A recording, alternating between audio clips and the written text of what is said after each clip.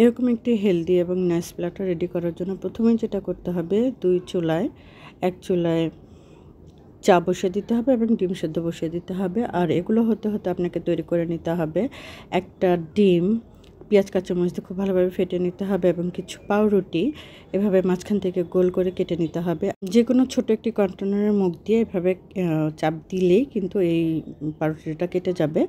তো এভাবে আপনারা কন্টেনারের মুখ দিয়ে এইভাবে গোল করে কেটে নিতে পারেন। এরপর একটি ফ্রাই প্যানে সামান্য তেল দিয়ে পাউরুটি দুটো বিছিয়ে দিলাম।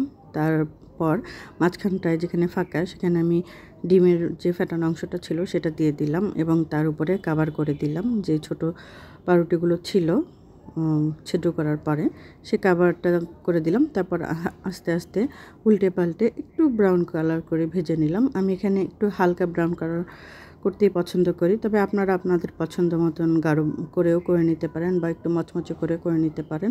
তবে আমার যে কোনো খাবার একটু সফট হলেই ভালো লাগে, তাই আমি একটু অল্প ফ্রাই করে নিলাম। এরকম হালকা যখন একটু ব্রাউন কালার হয়ে আসলো তখন আমি এটাকে তুলে নিলাম।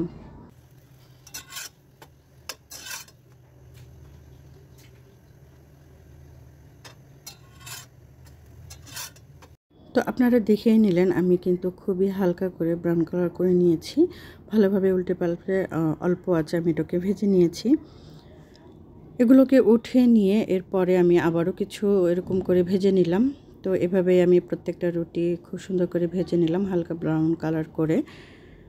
আর এটা দেখতে কিন্তু যেমন লোভনীয় হয়েছে, এটা খেতেও কিন্তু মাশাআল্লাহ খুবই মজা হয়েছিল। আমরা অনেক মজা করেই এটা খেয়েছি। আর এই ধরনের প্ল্যাটারটা সাধারণত একটু জাস্ট লুকটা যেরকম চেঞ্জ করে তেরকম খাওয়ার ইচ্ছাটাকেও বাড়িয়ে তোলে।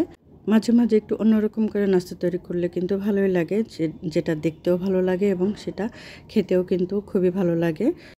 প্রথম রুটিগুলো ভাজার পর আমি কিন্তু পরবর্তী যে রুটিগুলো ছিল সেগুলো কিন্তু এভাবে ভেজে নিলাম। এখানে আমি একটু পরবর্তী যে রুটিগুলো ভেজেছি সেগুলো কিন্তু একটু ব্রাউন কালার করে ভেজেছি, যাতে খেতে দুই রকম স্বাদ হয়। তারপরে আমি এভাবে একটি প্ল্যাটার তৈরি করে নিলাম। প্রথমে চা ঢেলে নিলাম, ডিম সেদ্ধগুলোকে মাঝখান থেকে একটু কেটে নিলাম। তারপর রুটিগুলোকে আমি কোনাকুনি করে স্যান্ডউইচের মতন কেটে নিলাম। এই তো তৈরি হয়ে গেল খুবই মজার সকালের নাস্তা। আমি 3টা প্লেট রেডি করেছিলাম আমাদের 3 জনের জন্য এবং 3 রকম প্লেট ছিল। তো এই তো আমরা নাস্তাটা সত্যি খুব এনজয় করেছি এবং এটা সিম্পলের মধ্যে খুবই অসাধারণ একটা প্ল্যাটার ছিল নাস্তার। তো আপনাদের কাছে কেমন লাগলো অবশ্যই কমেন্ট সেকশনে জানিয়ে যাবেন। আর আপনারা ওইভাবে তৈরি করেন কিনা সেটাও জানিয়ে যাবেন। আর আমার রেসিপিটি কেমন লাগলো সেটাও অবশ্যই কমেন্ট সেকশনে জানিয়ে যাবেন। আজকের মতন এখানেই বিদায় নিচ্ছি।